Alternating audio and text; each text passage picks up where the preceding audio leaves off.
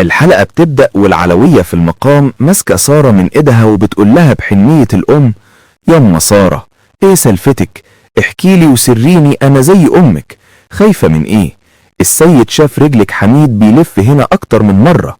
سارة اول ما سمعت سيرة حميد جسمها اتنفض ووقعت تحت رجل العلوية بتصرخ: انا في عرض العباس يا يما، دخيلك استوري عليا، حميد لو مسكني هيدبحني.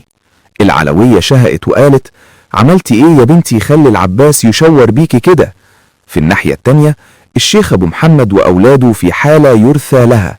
الشيخ بيسأل الشباب: بشروا، لقيته حسن؟ الكل رجع مطقطق الراس: والله يا شيخنا ما خليت مستشفى ولا شارع ولا سوق الا وقلبته، حسن وسارة كأن الارض انشقت وبلعتهم. الشيخ قعد على الكرسي مهدود الحيل وقال: لا حول ولا قوة الا بالله، حتى المستشفيات ما فيهاش خبر. روحوا افتشوحوا المناطق البعيدة، مش هرتاح الا لما ابني يرجع لحضني. سارة بدأت تحكي للعلوية حكايتها اللي تقطع القلب: فتحت عيني على الدنيا لقيت ابويا ميت، وعندي 14 سنة امي سابتني وراحت للي خلقها. فضلت ألف على بيوت القرايب آكل لقمة بدموعي واسكت عشان ما يرمونيش في الشارع، لحد ما صفيت في بيت عمتي جذبية أم حميد.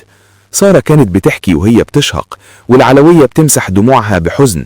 سارة كملت وجعها: كبرت واتجوزت حميد ابن عمي، قلت الدنيا هتضحكلي وهلبس الأبيض وافرح، بس عمتي جذبية ما كانتش بتحبني، كانت بتهلني ليل نهار وتعايرني بأمي. صبرت سنين على الإهانة والضرب وقلت يمكن بكرة أحلى، بس حميد طلع نسخة من أمه، قلبه حجر وما يعرفش الرحمة. سارة وصلت لأصعب حتة في الحكاية: خلفت زهراء، كانت هي اللي بتفتح باب قلبي بضحكتها، عيونها كانت بتلمع زي النجوم. وفي لحظة ماتت زهراء، شفتها وهي بتنزل التراب وروحي نزلت معاها. أنا عايشة دلوقتي صلفة يا خالة، ميتة من جوه بس لسه بتنفس، والوجع بقى هو اللي بياكل ويشرب معايا. سارة كشفت السر المدفون: لما كنت حامل في ابني التاني المستشفى قالوا الطفل ميت ولازم عملية ونشيل الرحم. عمتي جذبية قالت لي: اسكتي وما تقوليش لحميد، طم الموضوع. سمعت كلامها، ويوم موت زهراء راحت هي قالت لحميد: سارة شالت الرحم عشان مش عايزة تخلف منك. حميد جن جنونه وضربني ضرب الموت وطلقني، ومن هنا بدأت رحلة هروبي. يوم ذكرى وفاة عمي جذبية ادعت ان محبس خاتم ضاع منها، وقفلت الباب علينا وحلفتنا كلنا بالعباس. انا حلفت وانا صادقة، بس هي حطتني في راسها وقالت ان انا اللي سرقته. وحق العباس يا خالة ما مديت ايدي عليه ولا شفته، بس هي عايزة تشور بيا وتدمرني قدام الناس. العلوية بكت وقالت: الله على كل ظايم يا بنتي، صبرك بالله. حسن قاعد جنب سارة وبدأ يهلوس ببراءته: أنا عايز أتجوز سارة بسرعة، سارة حبابة ومش هي اللي باقت المحبس، سارة خطية مسكينة، وزهراء ماتت. سارة كانت بتبصله بشفقة، وحسن كمل: لو بقيت جوزها مش هقتلها أبدا، هجيب لها لبس حلو وأحبها. سارة حاولت تطمنه: قوم يا حسن أوديك لأهلك، قلبهم محروق عليك. بس حسن رفض بخوف: لا، أفاف يضربوني، خليني هنا معاكي. سارة استأذنت من العلوية واستخدمت التليفون عشان تكلم ليلى.